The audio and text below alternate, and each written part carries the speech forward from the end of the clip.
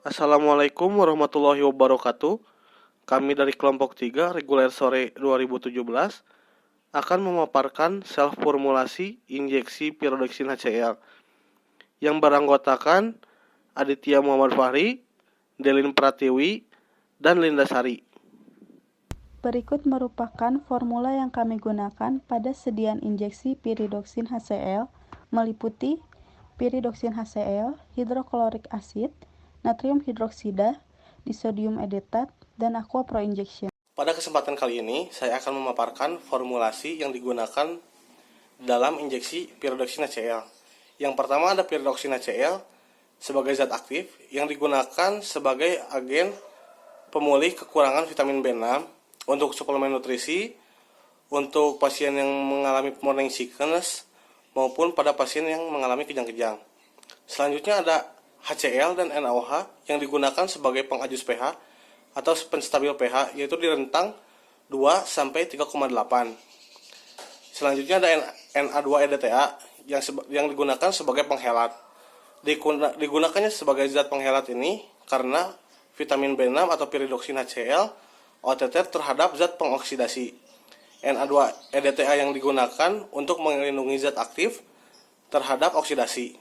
Selanjutnya yang terakhir yaitu pembawanya, yaitu aqua pro injeksi. Digunakannya aqua pro injeksi karena zat aktif yang digunakan yaitu pirodoksin HCl larut di dalam air, dan juga aqua pro injeksi ini cocok untuk cairan dalam tubuh. Di sini saya akan memaparkan bahan dan prosedur yang digunakan dalam formulasi ini.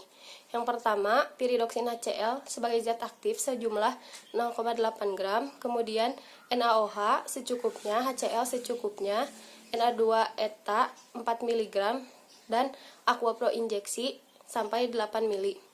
Kemudian prosedur yang digunakan yaitu siapkan alat dan bahan yang akan digunakan dalam pembuatan piridoksin HCl injeksi, kemudian panaskan aqua pro injeksi selama 15 menit untuk menghilangkan CO2.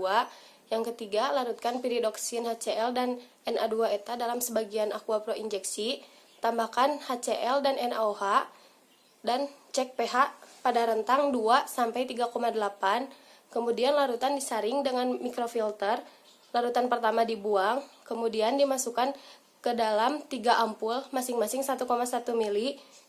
Lalu disterilisasi dengan autoklav pada suhu 121 derajat Celcius selama 15 menit. Lakukan evaluasi sediaan, kemudian sediaan dikemas.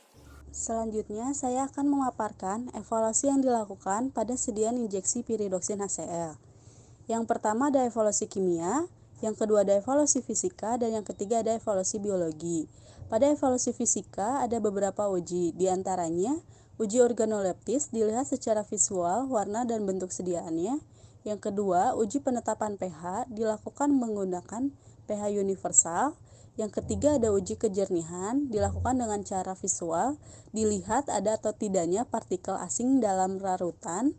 Yang keempat, uji kebocoran dengan cara ampul disimpan secara terbalik di dalam wadah, lalu disimpan di dalam autoklav selama 15 menit, dan dilihat bila volume ampul berkurang maka ampul dikatakan bocor.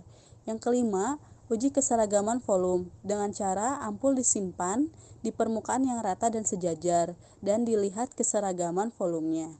Yang keenam, uji penampilan fisik wadah, dilihat bentuk wadah dan ampulnya.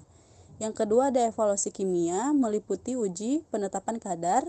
Pada piridoksin HCl dilihat dalam farmakope 4 dilakukan menggunakan KCKT atau kromatografi cair kinerja tinggi. Dan pada evaluasi biologi meliputi uji sterilitas dengan cara penyaringan dan inkubasi, dan uji pirogen menggunakan hewan uji. Kemasan yang digunakan ada 2, yaitu kemasan primer menggunakan ampul coklat, dikarenakan piridoksin HCl harus disimpan dalam wadah tertutup rapat dan tidak tembus cahaya.